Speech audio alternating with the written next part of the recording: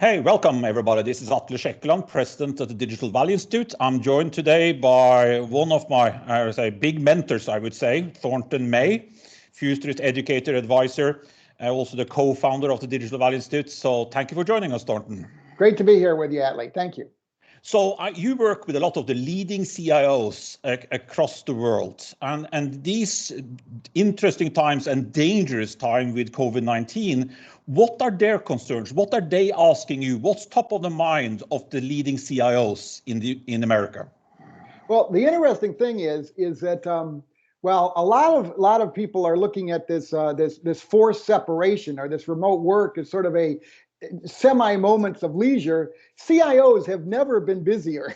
So when I'm talking to CIOs, I said, so like, what's really going on, or what are the questions you have? And so what they're saying is like, what are we going to do to get through the immediate crisis? All right, and that crisis is basically truly living a digital world, a computer-mediated world, because without the technology, without the infrastructure, without the tools that let us work remotely and collaborate and share information and knowledge across, like basically things truly do grind to a halt, because the economy actually hasn't stopped. All right, so we have portions of it have, and one of the pieces of data that the CIOs are telling me is that in reality, about 29% of the American workforce can effectively work remotely. So that's going on. But the three questions we really they're asking is, how will we get through the current crisis? What do we have to do to keep the lights on through this?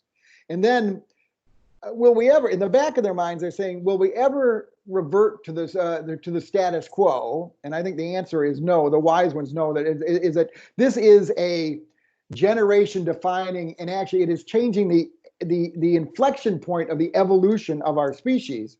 But also the smart ones are really asking is like, who will we be and how will we live / work / learn / love basically post-virus? What does that post-virus world look like?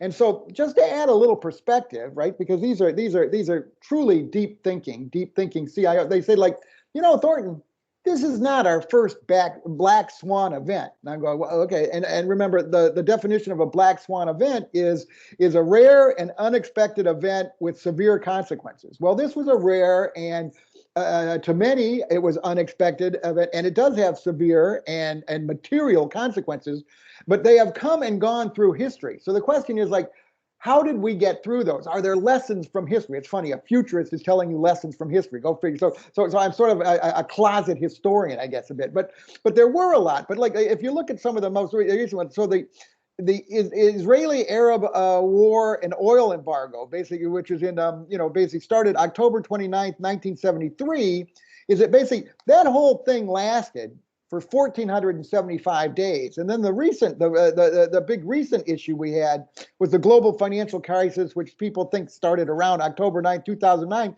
That lasted 1,022 days. And when I say lasted, that was the time it took for the capital markets to return to where they were, right? So we're looking at sort of a 3-year sort of, if you will, trouble zone, if you will. So that is what's going on. But then I say, okay, so what's the real questions? And so the real questions they're asking is like, so what's going to change? What's going to change, and what role do we as CIOs or IT leaders play in that change?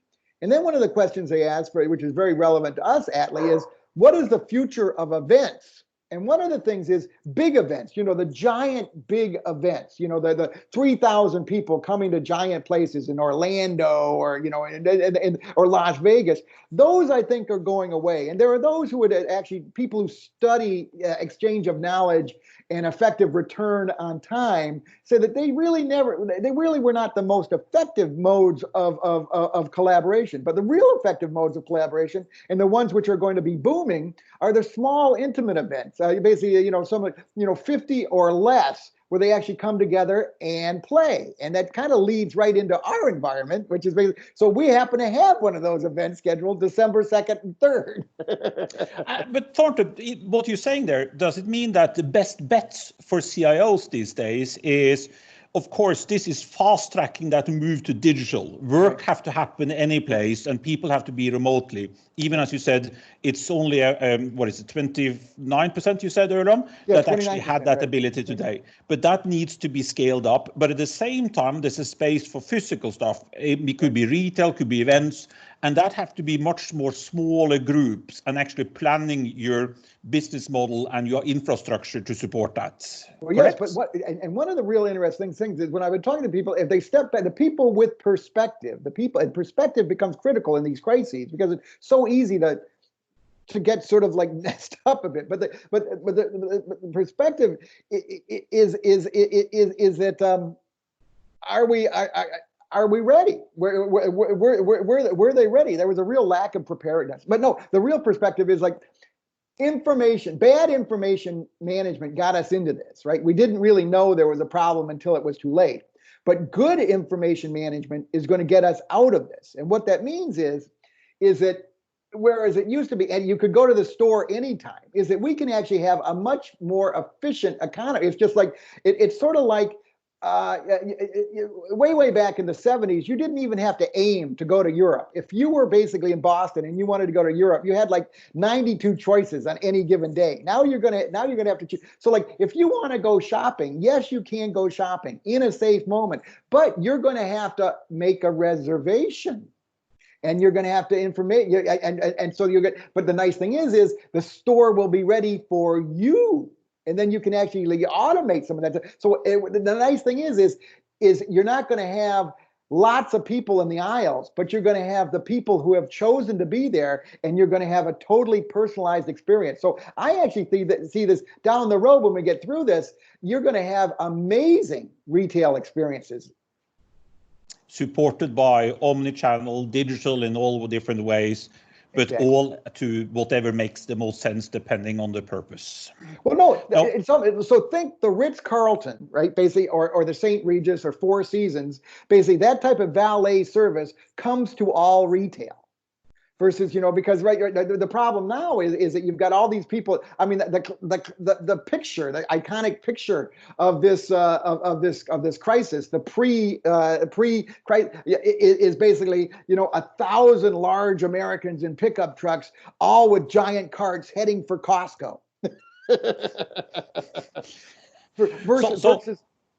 Go ahead. So I know we're almost running out of time here, but just at the end there, what are your any type of takeaways or recommendation you want to give to CIOs listening and watching this? Well, no, this is our moment of heroism, because we are to this crisis what the RAF pilots were to the Battle of Britain. We are those people. And another thing is, disasters can open up human reserves of improvisation, solidarity, and resolve, and pockets of purpose and joy. So we will actually emerge from this stronger, smarter, and more united. Thank you, Thornton. Really interesting to talk to you. Thank you for your time. Thank you.